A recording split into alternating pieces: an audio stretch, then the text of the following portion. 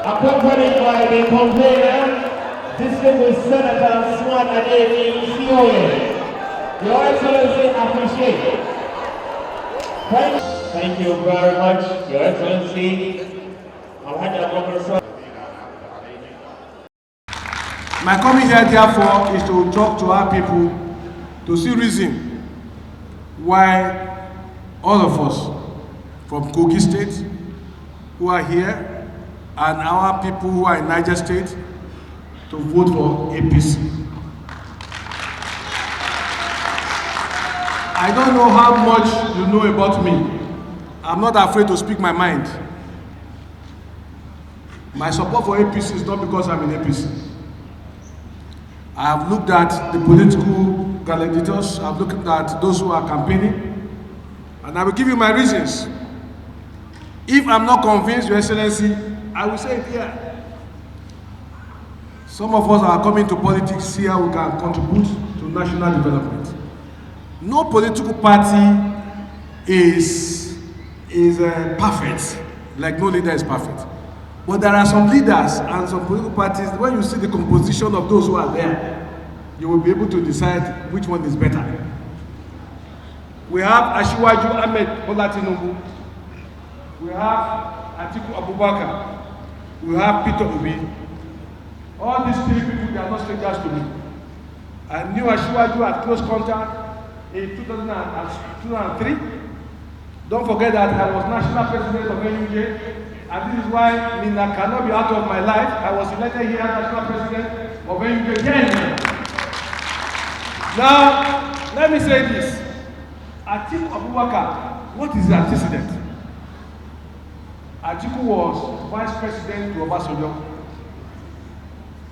What did they do? All the wealth, the commonwealth of Nigeria, they sold them. Atiku was chairman of Privatization. They sold Iron and Steel Complex Ajakuta. They sold NEPA. They haven't committed 16 billion into NEPA. PDP come and they sold it. They told us when they disposed of NEPA that the economic activities were accelerated, that the 24-hour power supply, they put in 16 billion and sold it. Now, Pojo, Kaduna was sold, Volkswagen, Lagos was sold. All the assets that we grew up to know, they sold them. The only thing Atiku needed to do is, for now, he went to be 100 or 200 years old, to keep on asking Nigeria to forgive him the atrocities they committed in Nigeria. Today we are talking about insecurity. Insecurity in Nigeria started when we sold all those assets. The people were retired, they couldn't manage their homes. The children became bandits because they couldn't be fed by their parents. Now, you talk about the problem of Nigeria, you are not looking at how it started. The problem that Atiku and PDP gave to Nigeria, it could best summarize that we Northerners, from Kogi up, we are the people paying the price. How? More than 2/3 of those who have been killed in Nigeria in the last 5 years, they are Northerners. All the people that they have been killing, bandits, more than 3/4 are Northerners. From Kwara, Kogi like this, they are not killing people in the south. Why? Because the economic activities of the south is different for us here. Every state in the north is strengthened because of privatization, which was carried out by PDP.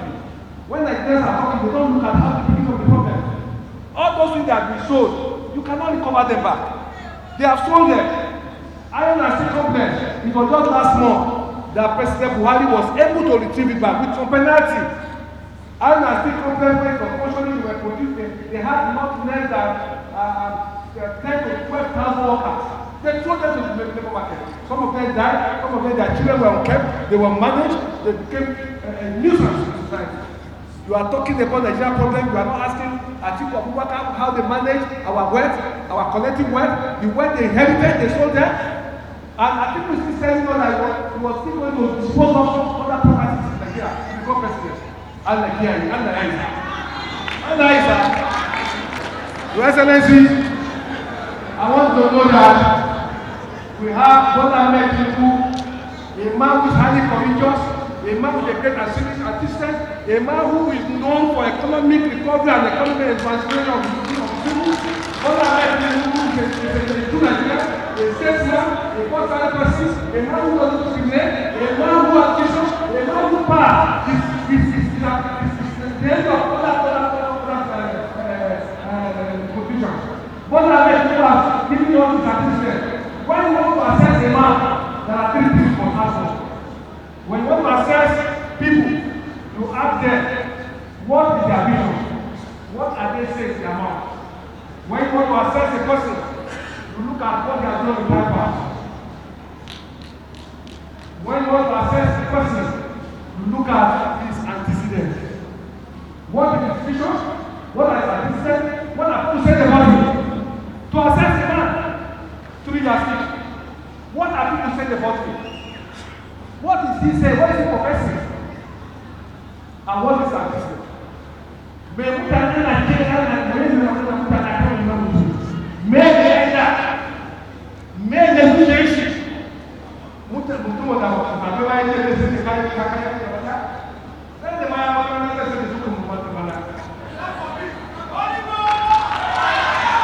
I want you to know what it is a serious thing.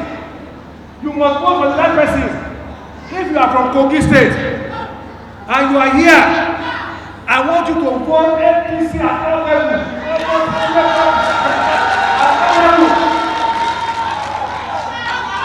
Because in Kogi, that's what I'm going to do.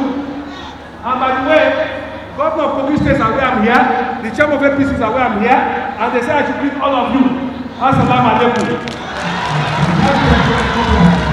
Before 1999 and what it is today, I weep for our children and younger brothers. To think that there was a time our refineries worked in Kaduna. People that lived in Kaduna do not have to go anywhere. There was enough business in Kaduna. You don't have to go anywhere. Just go to the refinery. Many people earn a living at the refinery. At that time, 4 textile industries were working.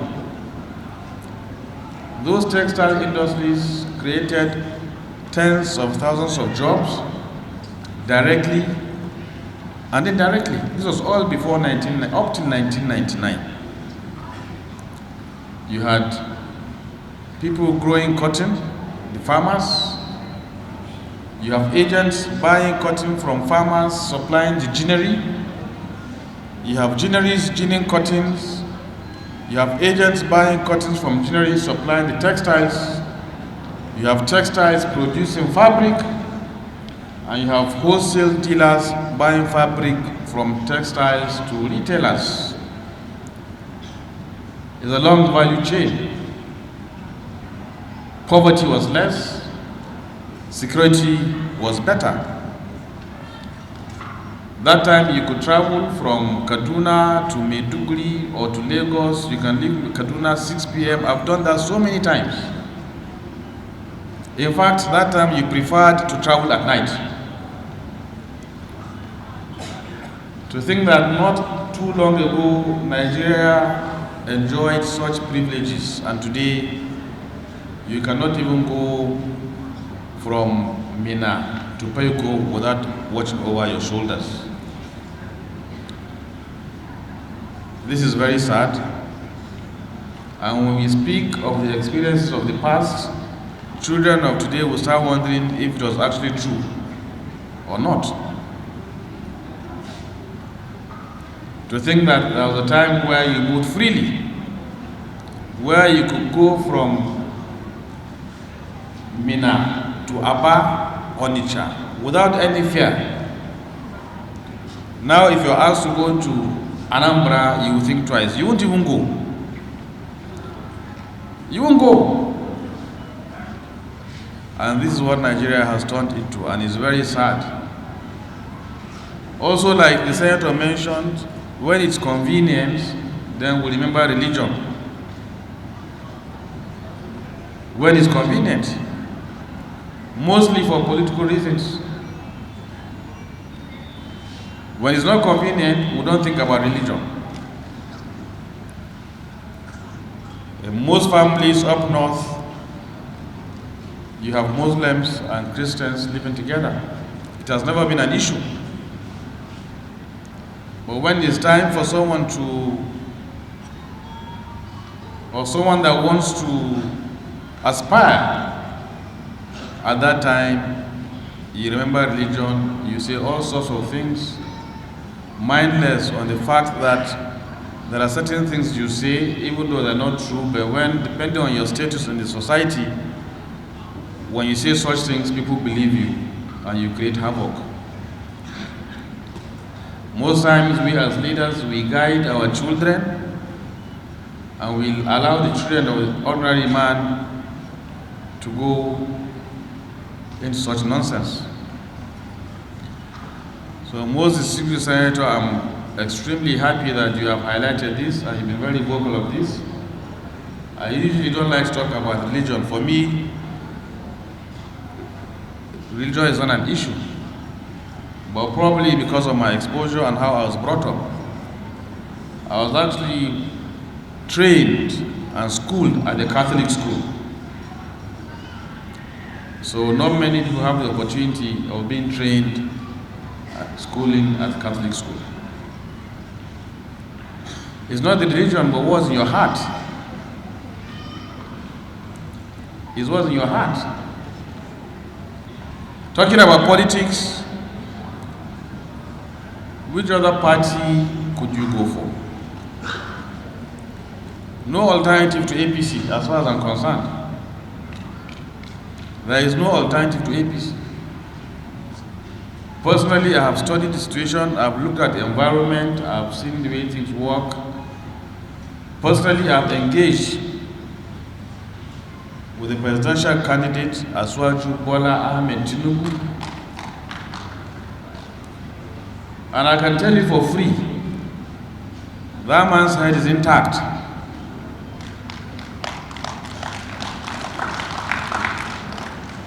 His head is intact, and all he thinks of is how to grow the economy of Nigeria and how to make people rich. How to educate people, how to provide a situation where if you work hard, you definitely find something to eat. He has the ability and capacity to surround himself with people that have the capacity to implement whatever plans he has for the country. He's a very good listener. He takes time to listen to you. He picks what he wants to pick, the ones he believes are good, the rest he leaves. There is nothing better than a listening leader and a leader that cares for all. So my friend and brother, I'm glad you found time to come here, and I must appreciate our brothers and sisters from Kogi State for their unflinching support to our great party, the APC.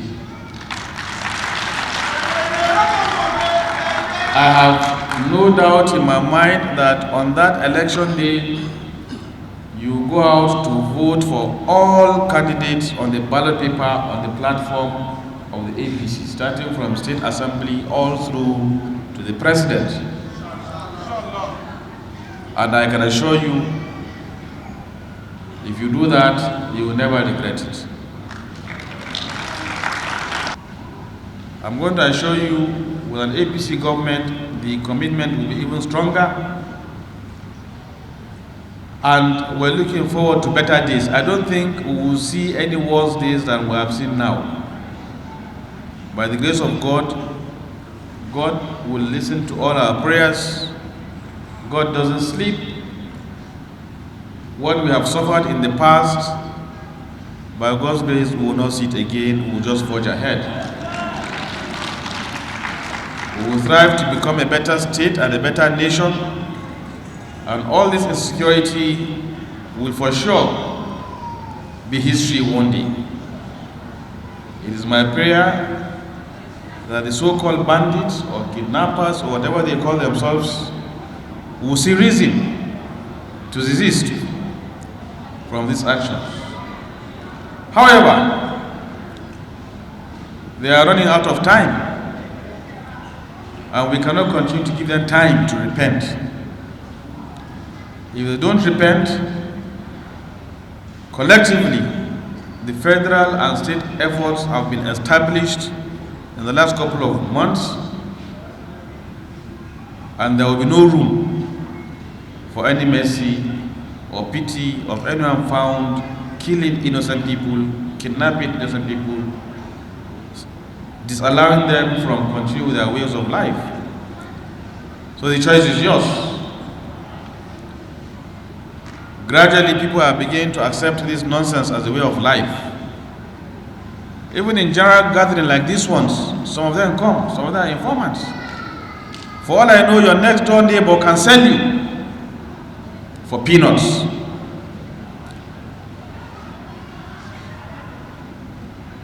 I hope this nonsense will stop. I hope we'll have a better environment, we'll have a peaceful environment. I hope Senator Smart Adeyemi will continue the good work. He was in Kwara, now he's in Niger. I believe he will go to other states of North Central states. And speak loud and speak your mind, like you said, nothing will happen to you. It is my prayer that Allah will continue to guide you, protect you, and give you the strength to continue to explain to people to understand what governance is and to give people hope, renewed hope. I have no doubt we'll have a better country and a better Niger state. I came in to have interaction with our people from Kogi State in particular, but Nigerians in general, of the need to appreciate that the candidates of Bola Ahmed Tinubu and Shetima is just the best for the country. These are people who are coming from very rich background. Asiwaju is a man of great antecedent in terms of wealth creation. What Nigeria needs now is a leader that will create wealth so that there will be employment opportunities, so that our foreign reserve could be enhanced, so that there could be job security of life and properties, so that there can be economy and socio-economic emancipation of the people.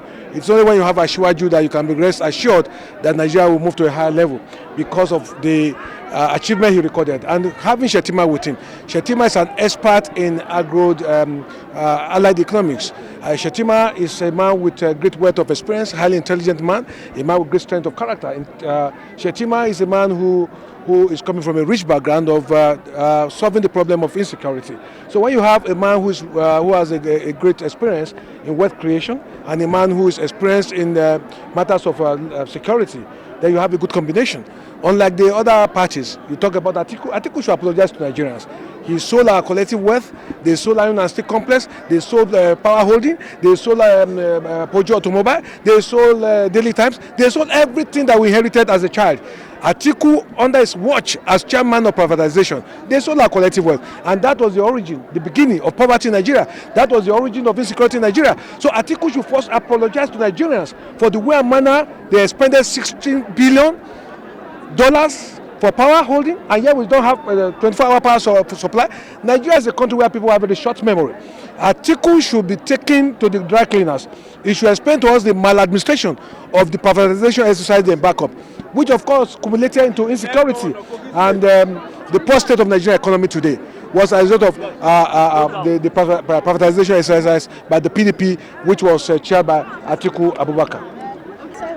It's part of my responsibility as a serving senator to empower my people. I was in Kogi some 4 weeks ago, and I had something similar, far bigger than what we are doing here, because that is the seats, those are the people who directly elected me, and more important, those are the people I represent in the chamber.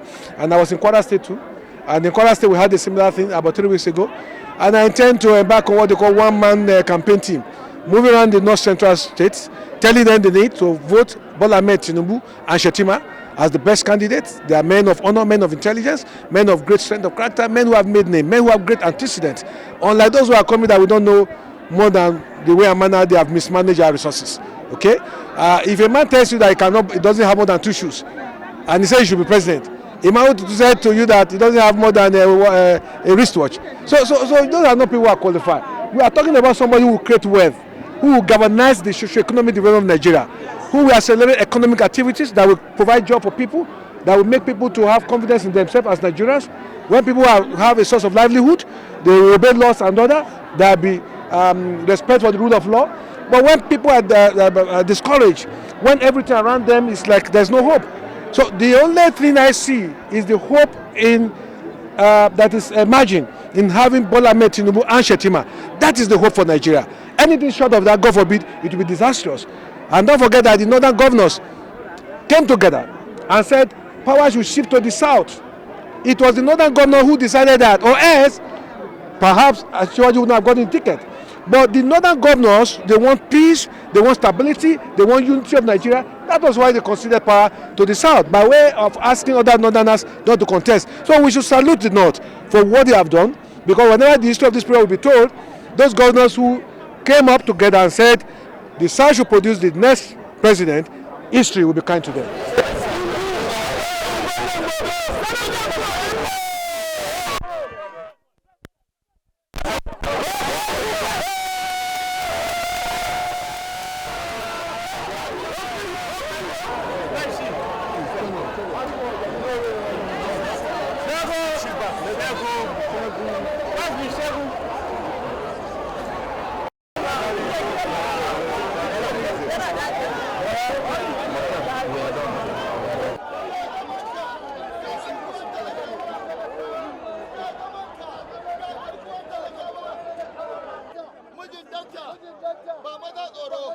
Wallahi da ungo kana da su